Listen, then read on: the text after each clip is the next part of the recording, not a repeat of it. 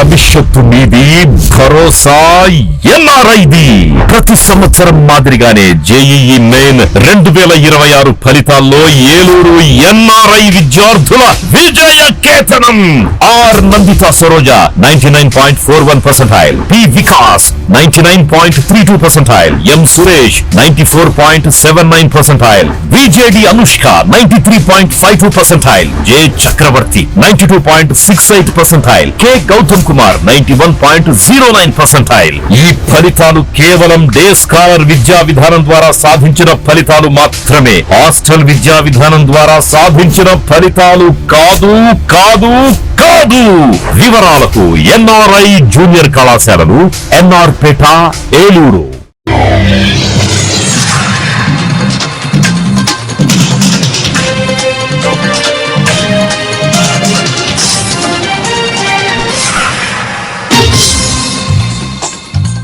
నమస్కారం, city news కి స్వాగతం. ఈనాటి వార్తా విశేషాలు. ఆంధ్రప్రదేశ్ ప్రభుత్వం ఉత్తమ ప్రతిభావంతులైన జర్నలిస్టులకు అవార్డులు ఇవ్వనున్నట్లు CR media chairman Alapati Suresh ప్రకటించారు. సిఆర్ అకాడమీ కార్యాలయంలో ఏర్పాటు చేసిన విలేకరుల సమావేశంలో ఆయన మాట్లాడుతూ, జర్నలిజం రంగంలో ఉత్తమ ప్రతిభ కనబరిచిన మీడియా ప్రతినిధులు 2025-26 సంవత్సరానికి గాను అవార్డులు ఇచ్చేందుకు ప్రభుత్వం నిర్ణయించిందని ఆలపాటి సురేష్ కుమార్ అన్నారు. స్థానిక మీడియా అకాడమీ కార్యాలయంలో సమాచార పౌర సంబంధాల శాఖ డైరెక్టర్ కెఎస్ విశ్వనాథన్ తో కలిసి బుధవారం నిర్వహించిన మీడియా సమావేశంలో ఆయన మాట్లాడారు.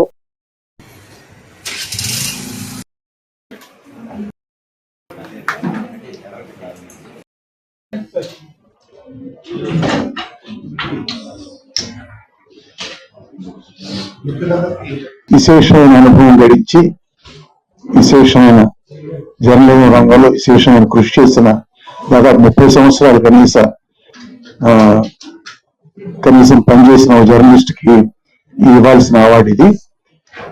ఈ అవార్డ్స్ అన్ని కూడా నిజానికి 2004లో ఉమ్మడి ఆంధ్రప్రదేశ్ ప్రభుత్వంలో ఆనాటి ప్రభుత్వం సంకల్పించిన అవార్డులు ఇవి.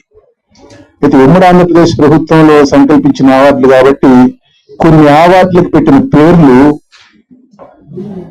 ఉమ్మడి ఆంధ్రప్రదేశ్ అంటే ఆనాడు తెలంగాణ కూడా ఆంధ్రప్రదేశ్ లో భాగం కాబట్టి తెలంగాణలో ఉన్న కొందరు ప్రముఖుల పేర్లు కూడా ఉన్నాయి అందులో. వాటిని ఇప్పుడు అదే పేర్లతో ఇప్పుడు ఇవ్వడం అనేది మనకి సమంజసమైన పని కాదు కాబట్టి ఆ పేర్లు మార్చదలుచుకున్నాం. ఉదాహరణకి బి నాగేశ్వరరావు ఉత్తమ జర్నలిస్ట్ అవార్డు అని ఉంది, అది మనకి కాదు ఆయన. సో ఆ పేరు పేర్లు ఏమి మార్చాలి, మన ఆంధ్ర రాష్ట్రానికి చెందిన ఏ ప్రముఖ జర్నలిస్టుల పేర్లు పెట్టాలనేది కొంత ఆలోచించి నిర్ణయం కూడా చేసిన వాళ్ళు అప్లై చేసుకోవచ్చు అనేది ఆనాటి జీవోలో ఉన్నది. ఆ జీవోని యాజ్ ఇట్ ఈజ్ గా దాన్ని మార్చకుండా ఆ విధంగా ఇద్దాం అనేది నిర్ణయించాం. 3 సంవత్సరాలు కనీస అర్హత పెట్టిన కారణంగా 5 సంవత్సరాలు పనిచేసిన వాళ్ళు, 10 సంవత్సరాలు పనిచేసిన వాళ్ళు, 15 సంవత్సరాలు పనిచేసిన వాళ్ళు పెట్టుకోకూడదు లేదు కదా. అది కనీస అర్హత మాత్రమే. గరిష్ట అర్హత ఎవరైనా పెట్టుకోవచ్చు, ఇబ్బంది లేదు. దానివల్ల వచ్చిన నష్టం ఏమీ లేదు. చైర్మన్ గారు స్పష్టంగా చెప్పడం జరిగింది. ఇది చాలా సంవత్సరాలుగా ఇది జరగలేదు ఈ అవార్డ్స్. సో మళ్ళీ I think last awards actually 2012 లో ఫైనలైజ్ అయినవి, మళ్ళీ 2017 లో ఇవ్వడం జరిగింది. సో మన చాలా సంవత్సరాల తర్వాత మనం ఇది మళ్ళీ మొదలు పెడుతున్నాము. సో ఇది కంటిన్యూస్ ట్రెడిషన్ గా ఇప్పటి నుంచి కంటిన్యూ అవుతుంది. సో ఈ సంవత్సరం నుంచి we will start best journalist ని మనం గుర్తించి ఈ అవార్డ్స్ ని ఇవ్వడం జరుగుతుంది. మేము కూడా ఒక ఇంటర్నల్ టైం లైన్ పెట్టుకున్నాము. 1.5 నెలలో ఇది పూర్తి చేసేసి, దట్ ఈస్ మీ దగ్గర నుంచి అన్ని అప్లికేషన్స్ వచ్చి మేము పరిశీలించి దెన్ ఫైనలైజ్ చేయడం కూడా మాక్సిమం 1.5 months లోపు మేము కంప్లీట్ చేసేసి జూలై. ఏలూరు జిల్లాలో జనగణనలో భాగంగా చేపట్టిన ఇండ్ల గణనను ఈ నెల 30వ తేదీలోగా పూర్తి చేయాలని జిల్లా కలెక్టర్ కె వెట్టిసెల్వి సిబ్బందిని ఆదేశించారు. నగరంలోని 39వ డివిజన్ లోని ఏటిగట్టు వద్ద నగరపాలక సిబ్బంది ఇంటింటికి వెళ్లి చేస్తున్న ఇండ్ల గణనను మంగళవారం కలెక్టర్ ఆకస్మికంగా తనిఖీ చేశారు. ఈ సందర్భంగా వివరాలు అందిస్తున్న ప్రజలతో కలెక్టర్ మాట్లాడారు. గణన చేస్తున్న సిబ్బంది వివరాలను అడుగుతున్న తీరు, సిబ్బంది హెచ్ఎల్వి యాప్ లో వివరాలు నమోదు చేస్తున్న తీరును కలెక్టర్ పరిశీలించారు. ఈ సందర్భంగా కలెక్టర్ వెట్టిసెల్వి మాట్లాడుతూ, జిల్లాలో ఇండ్ల గణనను ఈ నెల 30 తేదీలోగా పూర్తి చేయాలని ప్రభుత్వం ఆదేశించిందని, అందుకు అనుగుణంగా ఇండ్ల గణనను వేగవంతం చేయాలన్నారు.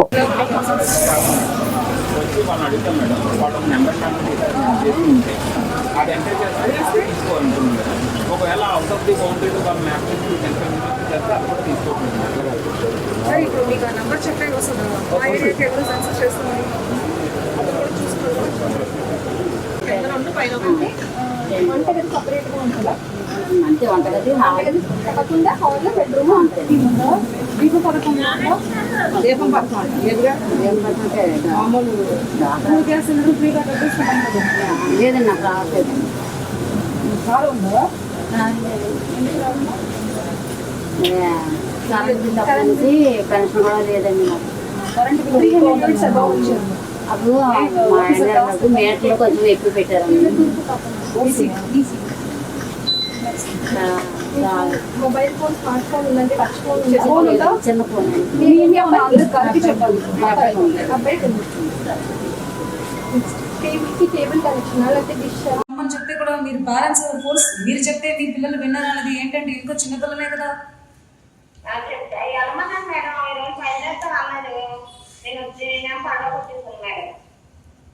చెప్పి పంపించు. ఆ సబ్జెక్ట్ ఉంటే మాట్లాడచ్చు. పిల్లలు ఇంట్లో ఉంటే ఎట్లా చెప్తారండి?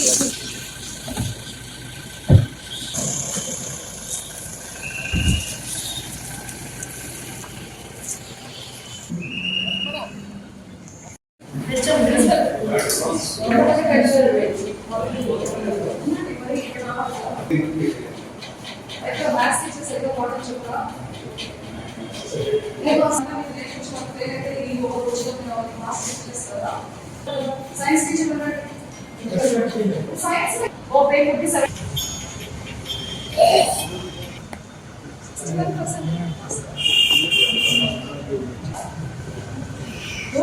చిల్డ్రన్ నాకు ఏ చెప్తే గ్రాస్పింగ్ పవర్ వాళ్ళకి ఎక్కువనే ఉంటుంది. ఎవరు సరిగా నేర్పించలేదు కాబట్టి వాళ్ళు అనుకుంటారు. రాష్ట్ర ప్రభుత్వం గ్రామాలను పరిశుభ్రంగా తీర్చిదిద్దాలనే సదుద్దేశంతో బుధవారం నిర్వహిస్తున్న స్వచ్ఛపథం కార్యక్రమం బీసీ కాలనీలో వినాయకుడి ఆలయం సమీపంలో ఉంగుటూరు శాసనసభ్యులు పి ధర్మరాజు పాల్గొన్నారు. ఈ సందర్భంగా ఎమ్మెల్యే ధర్మరాజు పార్టీ నేతలతో చీపురు పట్టుకుని శ్రమదానం చేశారు. గ్రామాల పరిశుభ్రతతో ప్రజలంతా భాగస్వామ్యం కావాలని పిలుపునిచ్చారు. అనంతరం ఎమ్మెల్యే ధర్మరాజు పారిశుద్ధ్య కార్మికులకు ఫ్రూట్ జ్యూస్ అందజేసి వారికి వైద్య పరీక్షలు నిర్వహించారు.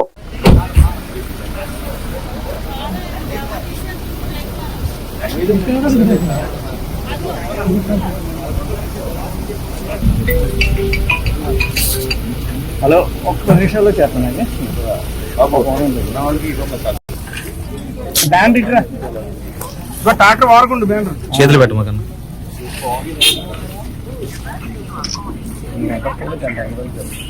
కొంచెం వెనక్కి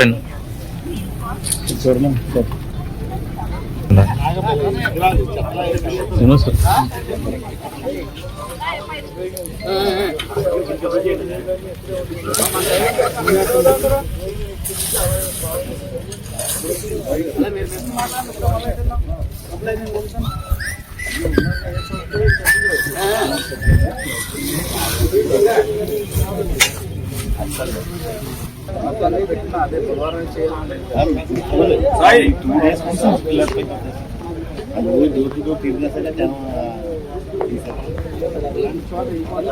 అక్కడి నుంచి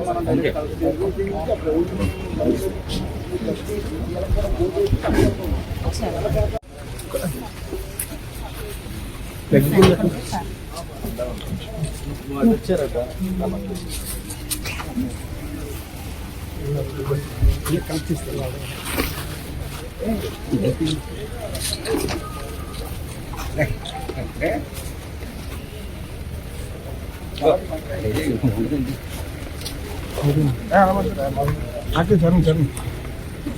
చరణ్ ఇక అప్డేట్ మా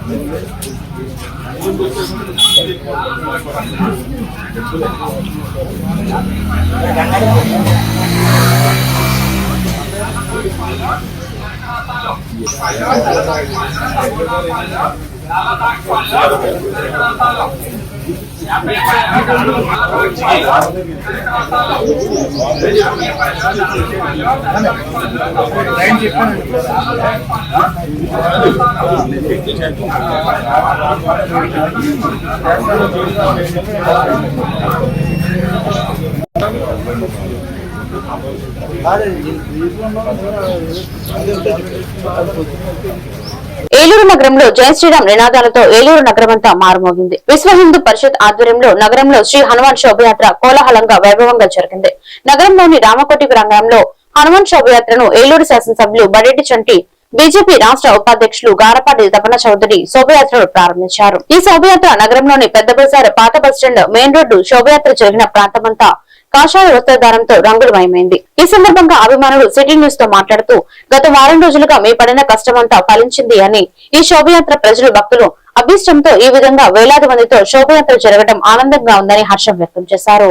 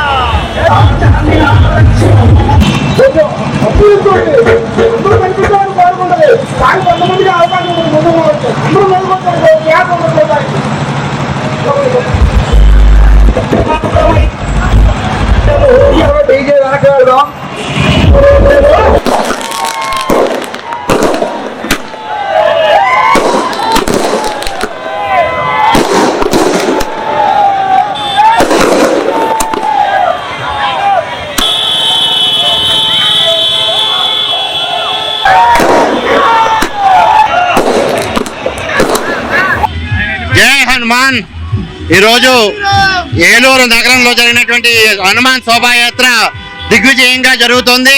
ఇదే విధంగా హిందువుల ఐక్యతతో నిలబడుతూ ప్రతి గ్రామాన ప్రతి గ్రామంలో ఇదే విధంగా జరగాలని కోరుకుంటూ సెలవు తీసుకున్నాను. జై శ్రీరామ్. ఈరోజు హనుమాన్ జన్మదినోత్సవం సందర్భంగా ఏలూరు పురవీధుల్లో స్థానిక విశ్వ హిందూ పరిషత్ ఏలూరు శాఖ నుంచి కొన్ని వందల మంది బైకులతో ఏలూరు నగరం అంతా కూడా హర హర మహాదేవ్ జై శ్రీరామ్ నినాదాలతో ఈరోజు శోభయాత్ర నిర్వహించడం జరుగుతుంది. స్వామివారి ఉత్సవ విగ్రహాన్ని అలాగే డీజే వెహికల్ ద్వారా ఈ యాత్ర కొనసాగుతుంది. ముఖ్యంగా హిందువులందరినీ కూడా మళ్ళీ జాగృతం చేయడం, మనం అందరం ఐక్యంగా కలిసి ఉండడం, హనుమాన్ శక్తి జాగరణ, హిందూ జాతి మేల్కొలుపు, అలాగే హిందువులందరూ ఐక్యంగా కలిసి ఉంటే ఏం సాధించవచ్చు, మన బలం ఒకసారి చూసుకోవడం కోసం ఈ రోజు యాత్ర పెట్టడం జరిగింది. ఈ యాత్ర ద్వారా ఎంతో మంది యువత ఈ రోజు కేరింతలతో గంజాయిని చిన్న చిన్న ప్యాకెట్లుగా మార్చి అమ్మకాలు సాగిస్తున్న 5 నిందితులను అరెస్ట్ చేసి వారి వద్ద నుండి 1650 గ్రాముల గంజాయిని స్వాధీనం చేసుకున్నామని ఏలూరు డీఎస్పీ శ్రవణ్ కుమార్ మీడియాతో మాట్లాడారు. నిందితులు కర్రి సత్యనారాయణ, దొడ్డి రామనాగేశ్వరరావు, గౌతు శేషు, బంగారు దుర్గాప్రసాద్, చందాని పృథ్వీరాజుల వద్ద నుండి 300 నగదు గంజాయి సేవించేందుకు ఉపయోగించే ప్లాస్టిక్ బాటిల్ కూడా స్వాధీనం చేసుకున్నామన్నారు. Eluru 2 town CI Ashok Kumar, SI Ramakrishna సిబ్బందిని డీఎస్పీ అభినందించారు.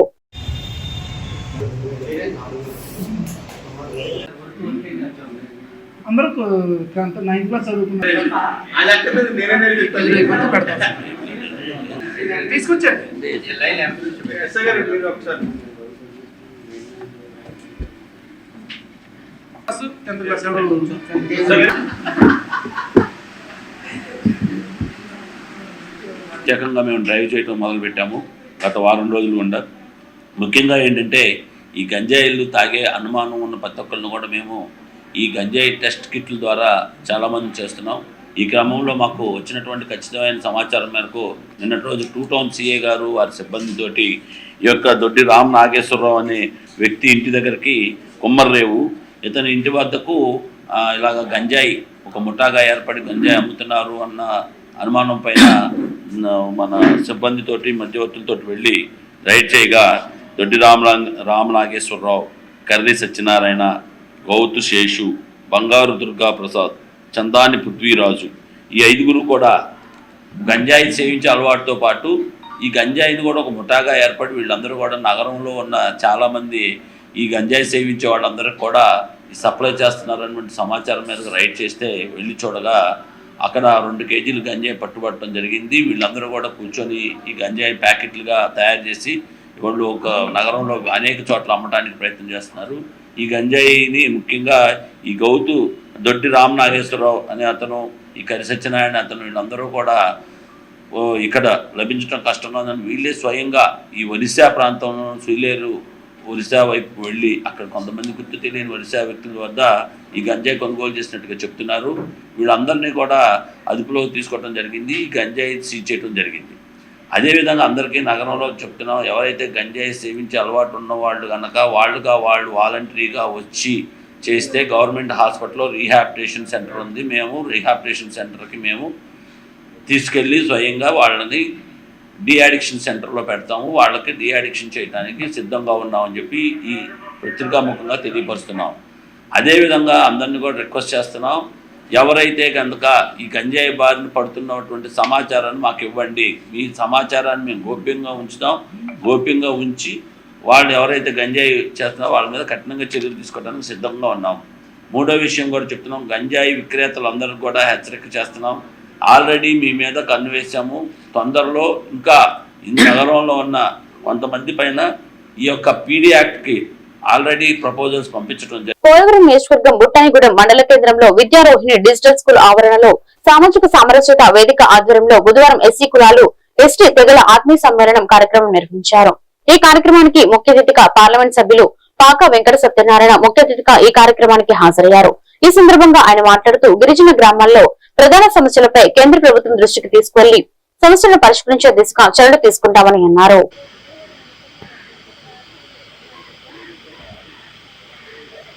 జై శ్రీరామ్, జై జై శ్రీరామ్, జై శ్రీరామ్, జై జై శ్రీరామ్, భారత్ మాతా కి జై, భారత్ మాతా కి జై, భారత్ మాతా కి జై.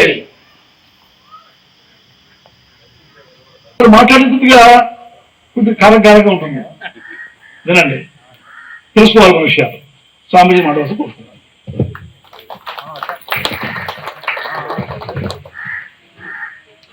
ఎస్టీ కులాలకు సంబంధించినటువంటి ఆత్మీయ సమావేశం ఈరోజు సమరసతా వేదిక ద్వారా ఏర్పాటు చేయడం. దాని నిమిత్తమై ఈరోజు నేను ఈ యొక్క బుట్టాయిగూడెం రావడం జరిగింది. బుట్టాయిగూడెం ప్రాంతం ప్రధానంగా గిరిజనులు, హరిజనులు వీరందరి యొక్క సమస్యల మీద అధ్యయనం చేయడం కోసం ప్రత్యేకంగా ఈ సదస్సు యొక్క ముఖ్య ఉద్దేశం. ప్రభుత్వం, కేంద్ర ప్రభుత్వం ఇచ్చేటటువంటి అనేక రకాలైనటువంటి సంక్షేమ పథకాలు కింద స్థాయిలోకి చేరేటటువంటి విషయంలో ఉన్నటువంటి అలసత్వ కారణంగా కానీ, ఇతర దాన్ని అమలు చేసేటటువంటి విషయాల్లో ఉన్న జాతీయానికి సంబంధించిన విషయాలు వీటన్నిటి మీద కూడా అధ్యయనం చేసి ఒక సమగ్రమైన నివేదికని సమరసత ఫౌండేషన్ ద్వారా, సమరసత వేదిక ద్వారా మాకు అందజేసి దాన్ని భారత ప్రభుత్వం దృష్టి తీసుకుని వెళ్ళి మరి నరేంద్ర మోడీ గారి ప్రభుత్వ నేతృత్వంలో ట్రైబల్ వెల్ఫేర్ డిపార్ట్మెంట్ మినిస్ట్రీ ద్వారా ఈ యొక్క సమస్యలకు పరిష్కారం చేసేటటువంటి దిశగా అంతా కూడా ప్రయత్నం చేసేటటువంటి సందర్భం ఉందనేటువంటి విషయాన్ని మీకు నేను తెలియజేస్తాను.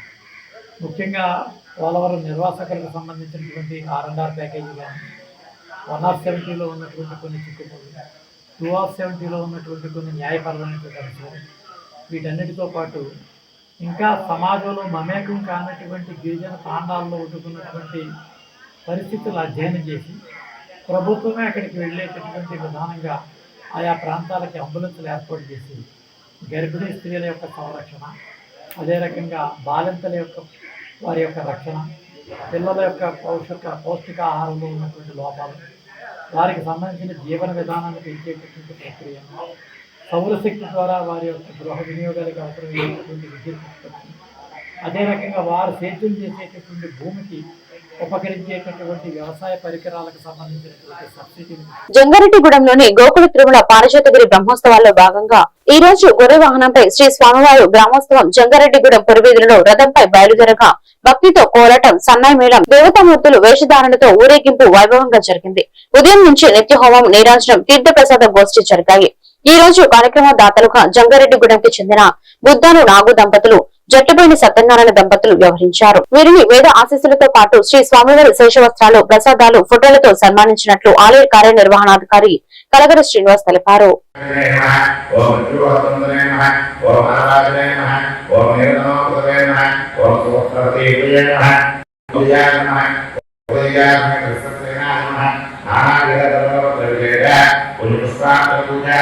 సమర్పయామి నమస్కరోమి గోపం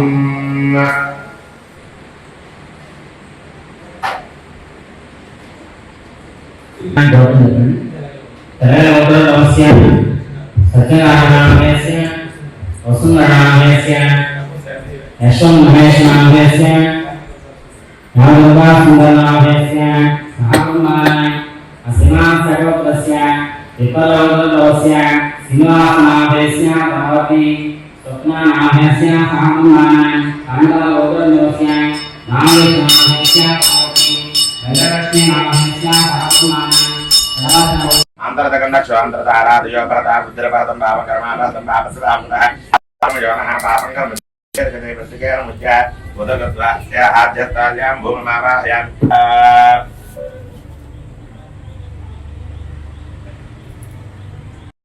ఆజ్యేనాభిగార్యాతస్య వితరవరే నమ్మద్వా దేవసదేవః యోజానపజోదయాత్ ఉత్తరతో అవతారయతే పునః దేవో వసుదోత్మనాదో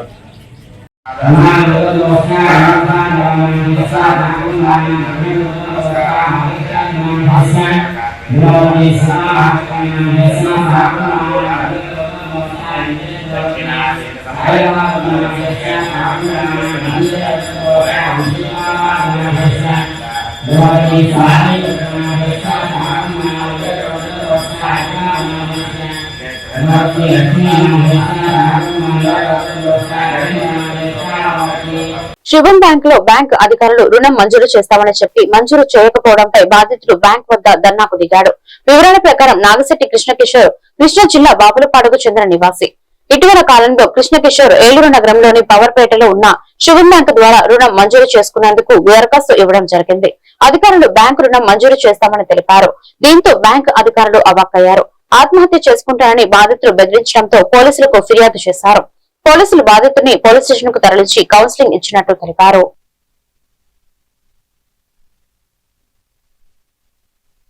వ్యాపారం అండి, పచారీ కొట్టు ఉంది. నాకు లోన్ ఇస్తానని ఈ బ్యాంకు వాళ్ళు వచ్చానండి. వచ్చి అందరూ సుష్టిత బ్యాంక్ అండి, అయితే శుభ బ్యాంకు అయితే పీడీ చేసుకున్నారు. పీడీ చేసుకున్న తర్వాత లాకింగ్ ఫీజు కట్టించుకున్నారు. లాకింగ్ ఫీజు సివిల్ బాగుందన్నారు, అన్నీ బాగున్నాయి అన్నారు. వచ్చారు, చూసుకున్న తర్వాత ఎంక్వైరీ ప్రతి ఇంటింటికి వెళ్ళి ఎంక్వైరీ తీసుకున్నారు, అటు ఇటు మొత్తం అందరిని అడిగితే దాంట్లో ఆ ఎంక్వైరీ చెప్పిన దాంట్లో ఒక ఇద్దరు మటుకి తేడాగా మాకు తెలియదండి అని చెప్పారంట. వాళ్ళు కట్టరని. వాళ్ళు నాకు యాంటీ అండి, సరిహద్దు కాడ. ఆ ఇద్దరు మాట మీద ఉండి ఈ పీడీ సార్ గారు నాకు లోన్ ఆఫ్ చేసేసి నా పొరుగు అంతా తీసేసాడు. అక్కడ ఆయన 20 రోజులు అయిందండి. వాళ్ళకి మీ మెయిల్ పంపించాం పైన వస్తుంది అని చెప్పారండి. మరి నాకు నేను కొద్ది గొప్ప లోన్ పెట్టుకున్నానని వీళ్ళందరూ చెప్పిన వాళ్ళందరూ వచ్చి నాకు ప్రతిరోజు నా కొట్టుకాడ వచ్చి లోన్ వచ్చిందంటగా అన్న నీకు అని అంటున్నారండి. నేను చిన్న చిత్తగా ఉన్న అప్పులో బాకీ కొట్టు నిమిత్తం బాకీ ఉన్న వాళ్ళందరూ వచ్చి లోన్ డబ్బులు వచ్చినాయిగా బాకీ ఇవ్వండి అని అడుగుతున్నారు. నా స్టాకులు వేస్తలే. మరి దాని పరిస్థితి ఏంటో మీరు చెప్పాలి. చేశానండి. నాకు మరి తలకాయ దేని చేసుకున్నట్టుగా అయిపోయిందండి. ఆ ఏరియాలో వీళ్ళు మోసం చేశారు. లేకపోతే ఒకటి వీళ్ళు వచ్చి అడిగిన చాటల్లో క్షమాపణ చెప్పాలి వాళ్ళకి. బాబు మేము లోన్ ఇవ్వలేదు, మేము లోన్ ఇస్తలేదు, ఆయనకి మీరు ఏమనుకోబాకండి అని వీళ్ళు చెప్పాలి. నాకు లోన్ ఇవ్వకపోయినా పర్లేదు. వీళ్ళు నేనే వచ్చానండి. లోన్ ఫోన్ చేస్తే లోన్ అవ్వదండి అని చెప్పారు సార్. నేనే వచ్చి ఎందుకు అవ్వదు ఏంటని అడిగానండి. అది బిల్డింగ్ కోటి రూపాయల బిల్డింగ్ వాల్యుయేషన్ వీళ్ళే కట్టారండి. 30 లక్షలు ఇస్తామని అని వీళ్ళే చెప్పారు. ఆ 30 లక్షలు అంటే నా బాబు చదువుకిను వ్యాపారం నిమిత్తం అని చెప్పాను. ఇది జరిగిన సిచ్యువేషన్. ఇవాళ వస్తే పైన సార్ గారు విజయవాడ సార్ గారికి ఫోన్ చేసి నేను లోను అవ్వదండి అది మీది అని అంటున్నారండి. అలా మనస్తాపంతో వెళ్ళానండి. వెళితే కొంచెం మా బ్రదర్ వచ్చి తీసుకొచ్చాడు. ఇక్కడ రైల్వే ట్రాక్ మీదకి వెళ్ళాం. చనిపోదామని వెళ్ళా. మరి పరువు నష్టం అండి. ఇప్పుడు అక్కడ అందరూ మాస్ ఏరియాలో నేను ఉన్నా, వ్యాపారస్తుడిని. ఇప్పుడు పరువు పోయిన తర్వాత వ్యాపారం చేయలేను కండి కూర్చుని. ఇప్పుడు అదేదో అవదని 2వ రోజు 3వ రోజు చెప్పేస్తే అక్కడితో అయిపోద్ది. మనం ఏ ప్రాపర్టీ ఏదో అమ్ముకుంటామో మనం చితుకు పొతుకు అప్పులు కట్టుకునేవాడిని. మీరు 20 రోజులు ఆశ పెట్టి నేను ఇప్పుడు ఎవరి దగ్గరికి వెళ్ళమంటారు నన్ను అప్పు కోసం? నాకు ఎవరు 10 రూపాయలు అప్పు కూడా ఇవ్వడు, డైలీ చీటీ ఇచ్చేవాడు కూడా ఉండడు. ఇవ్వలేదు సార్, ఇప్పుడు ఎత్తా. అది నాకు న్యాయం జరగాలి. అది ఇప్పుడు దానికి నా అక్కడ ఇలువ పోయిందండి. అక్కడ నేను వ్యాపారం చేసుకునే చాటి ఇలువ పోయింది, గౌరవం పోయింది, పుట్టుకాడు లేదు, రూపాయి పుట్టుకాడు తీసేశారు. వీళ్ళు ఒకళ్ళు అయితే అనుకోవచ్చు, నలుగురు వచ్చి రోడ్డు మీద నన్ను ఫోటో కొట్టారు బయట నుంచో పెట్టి లోన్ చేస్తానని. నా వాడకట్టి మొత్తం జనాభా అటు చూశారు ఇటు చూశారు, రోడ్డు మీద వెళ్ళేవాడు చూశాడు. నా బిల్డింగ్ లోపల ఫోటోలు కొట్టుకున్నారు, షాప్ ఫోటోలు చూస్తున్నారు, తర్వాత స్టాక్ తీసుకున్నారు, వీడియోలు 2 షాపులు వీడియోలు తీసుకున్నారు, స్టాక్ కూడా నాది. పెద్దవేగి మండలంలో గత 17 విడతల్లో ఉపాధి హామీ పథకం పనుల్లో దాదాపు 1.56 కోట్ల మేర నిధులు దుర్వినియోగమైనట్లు డ్రామా పీడీ కె వెంకట సుబ్బారావు తెలిపారు. మంగళవారం పెద్దవేగి మండల పరిషత్ కార్యాలయంలో 2024-25 ఆర్థిక సంవత్సరానికి సంబంధించి సామాజిక తనిఖీ ప్రజావేదిక కార్యక్రమాన్ని నిర్వహించారు. ఈ సందర్భంగా ఆయన మాట్లాడుతూ మండలంలోని 30 గ్రామ పంచాయతీల్లో జరిగిన ఉపాధి హామీ పథకం పనుల నిర్వహణ నిధుల వినియోగంపై సామాజిక తనిఖీ జరిపారు. కాలువ పూడికతీత పనుల కొలతల్లో తేడాలు ఉన్నట్లు గుర్తించడం జరిగిందని, నిధుల దుర్వినియోగంపై నిర్లక్ష్యం వహించిన సంబంధిత సిబ్బందిపై చర్యలతో పాటు నిధులను రాబట్టడం జరుగుతుందని ఆయన అన్నారు.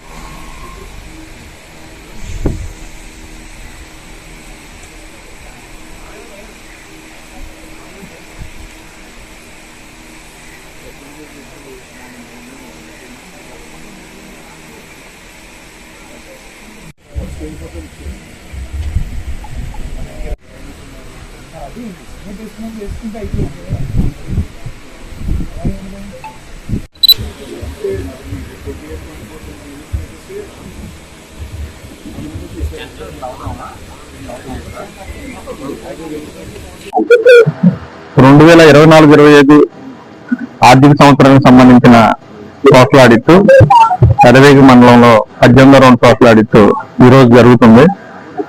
30 పంచాయతీల్లో ఇప్పటి వరకు 24 పంచాయతీలు పూర్తయినాయి. ముఖ్యంగా ఇది వేజ్ సీకర్స్ డిమాండ్ ఎక్కువ ఉన్న మండలం కాబట్టి సహజంగానే ఇక్కడ దాదాపు 18 కోట్ల రూపాయలకు సంబంధించి పనులు జరిగి ఉన్నాయి.